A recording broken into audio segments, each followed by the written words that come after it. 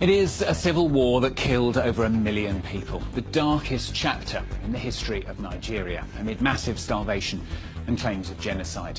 It began as the Igbo people declared the southeast of the country Biafra independent. Federal forces invaded, but were initially outgunned by Biafran soldiers. That vote was reversed, with more sophisticated weaponry obtained mostly from Britain, trying to protect its oil industry, and also from Russia, seeing a chance to increase its influence in Africa. France, though, provided assistance to Biafra, describing the situation as genocide. As Nigerian troops advanced, the Biafrans lost control of the oil fields. And without the funds for food, the Biafran people began to starve, bringing about the end of the war in 1970. The people actually just fashioned in this war. There are a number of tribes that make up Biafra. These suffered jointly. They were massacred. They were kicked out of what was then the Federation of Nigeria.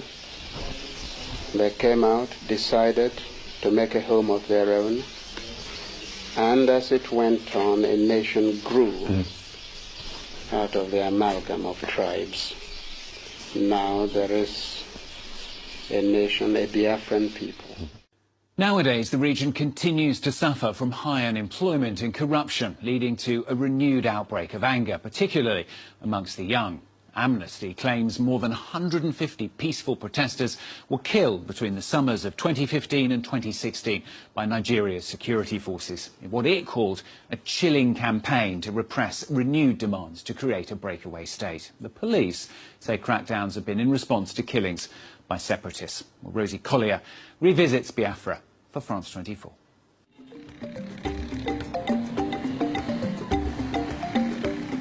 The first shots of the war were exchanged here in Abudu, what was then the northernmost point of Biafra. Gunfights between troops and the market sent civilians running. Shops were looted as soldiers advanced.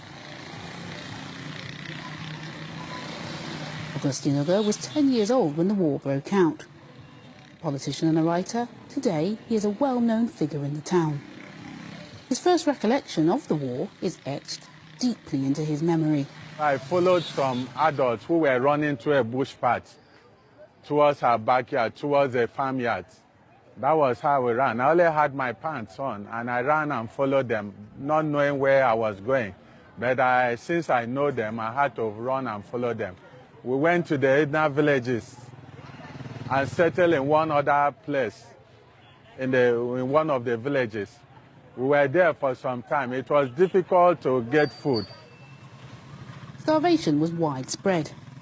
Nigeria imposed an air and sea blockade on Biafra. Hunger became a weapon of war.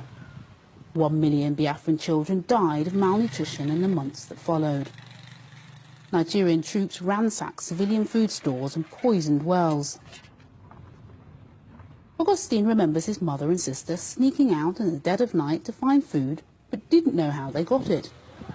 Today he has come to meet a woman who was a smuggler. As a 14-year-old, Angela had to be quick on her feet to smuggle much-needed supplies. We weren't allowed to cross the border, so we would carry things at night and hide from soldiers. Our relatives would help us gather things on this side of the border.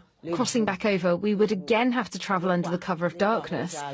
If the soldiers caught us, they would put us in trenches, torture us, and force us to pay a fine.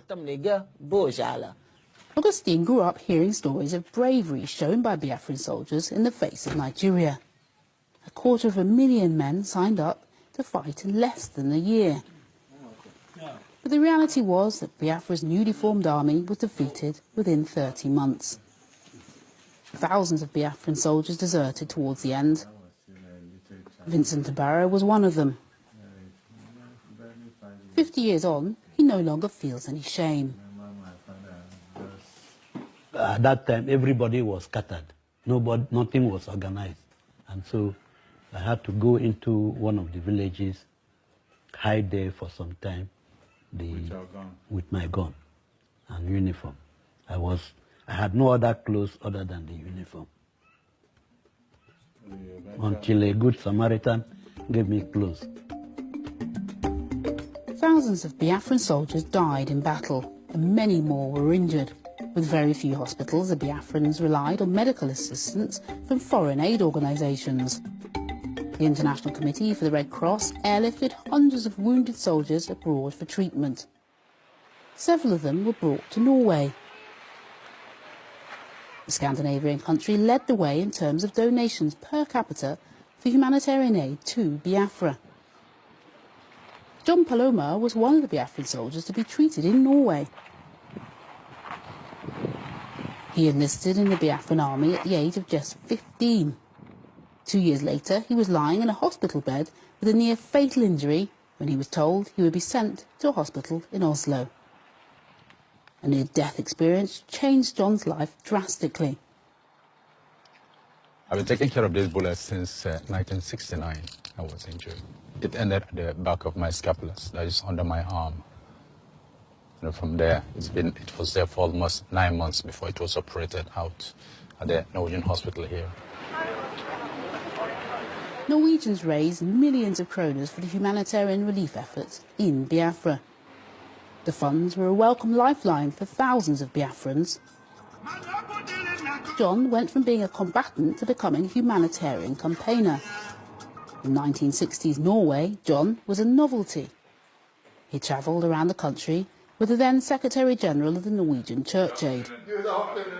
Today he's come to find out from Atle Sommerfeld, a former NCA Secretary-General, what impact Biafra had on Norwegians. So we actually had a concept in Norwegian called Biafra children, which became a concept, concept not only on people from Biafra, but starving and or hunger. And that has been a criticism, that the images placing Africans as passive recipients, as everything from Africa is really hunger and catastrophes. And I don't know how you look at that now. I remember that myself in the hospital. For me, it was a kind of reality. People can see what is really actually happening. It's interesting. So you would say that it did not dehumanize people from Biafra, but it helped Norwegians to be human? Yes. The University of Innsbruck was central to the Biafran war effort. Academics and students helped design and manufacture locally made weapons. And Biafran intellectuals who returned from other parts of the country wrote propaganda and speeches. Chike Fadobi is 33 years old and so wasn't born when the war was being fought. But he has developed an obsession with finding and digitalising documents from the era. Much of his research is done here at the university where the leaders of Biafra once stood. Events that played before the Civil War in the larger Nigeria of how the Igbos returned from every part of the country, and especially the intellectuals from other parts of the country, especially the universities that existed at that time, they all gathered together in this very institution. So it was believed that the brain, the intellectuals, the force, the power behind the secession movement was hatched here. So that made the Nigerian side, especially overzealous soldiers, they took it out on the university, and it was quite devastated. Chike is on a mission to wed history with the future through a multimedia project. The university library holds the key to his grand plan to digitalise hundreds of photos for his documentary. Many books and documents written during the war were destroyed. I'm made to know that there are some information on some of this material you have here. Can we just look at some of them? Yes, there are.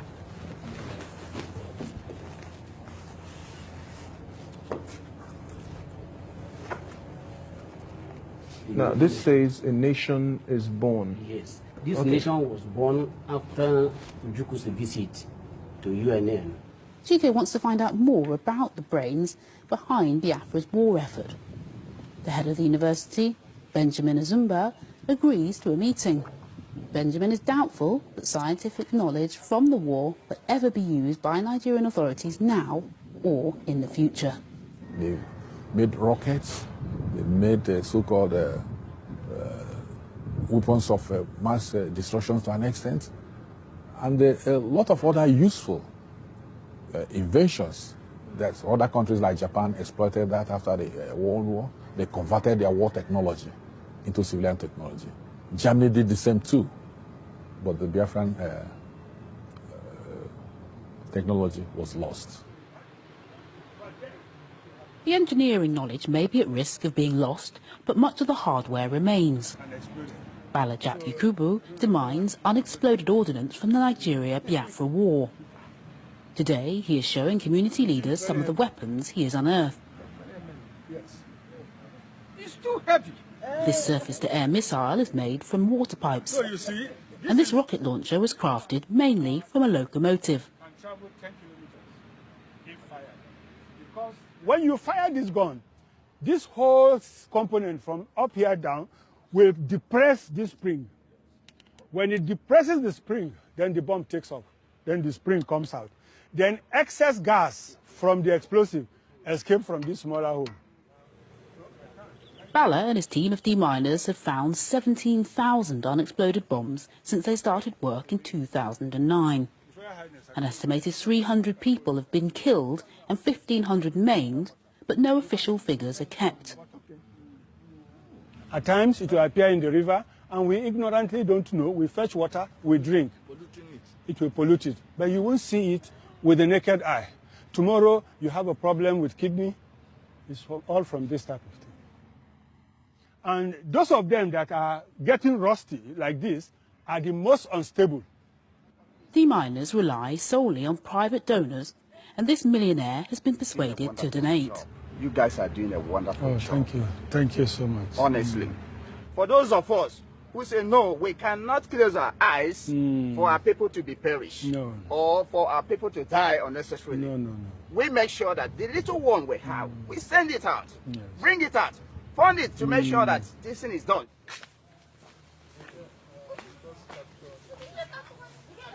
There is much work to do to make people aware of the dangers. Armaments and unexploded ordnance still litter the countryside 50 years after guns fell silent. These children are blissfully unaware that several bombs have exploded in these grounds, ripping the limbs off their victims. The most recent fatality was in 2012. I hope our tape is not there.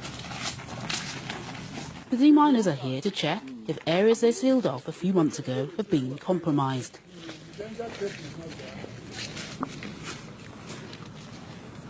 Well, the miners are here to make sure all this thing is removed so that you can play freely here. When you saw it run away, you thought you didn't know why. We're not catching you. We're you. friends. We're here to make sure that this place is safe for you, the kids, so that you can play around. But for now, don't play within this area. Don't enter it. Don't enter it. It's dangerous.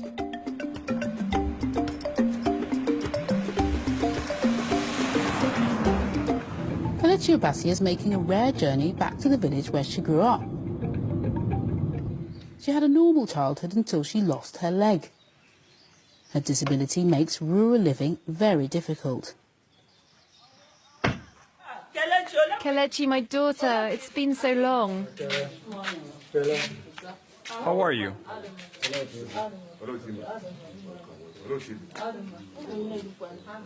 Kelechi has come to show her parents a new pair of crutches. She was on a hospital waiting list for over a year. While it is easier for her to get around now, coming here is painful for other reasons. This is where Kelechi's accident happened 16 years ago when she was 10. So while playing, I didn't even know what I was using was a harmful object.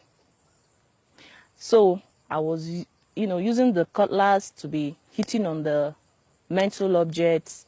At the point, the thing exploded. So while I heard the sound of boo. While trying to run away, it was there. I didn't even know what happened afterwards. Where I got myself was at the herbal home, where they were applying medicine on my leg to a very particular time. At the time, the thing was getting rotten.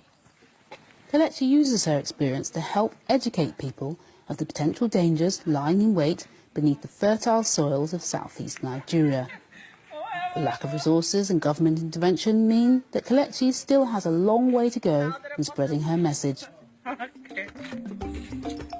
While her teenage years were spent in a darkness of ignorance about disability, in her 20s, Kelechi has found the light and wants to lead others there. Rosie Collier revisiting Biafra for France 24. Well, that's it from this week's edition. Don't forget, of course, you can catch it and all the previous editions as well on our website at france24.com. Thanks for watching. More news coming up very shortly.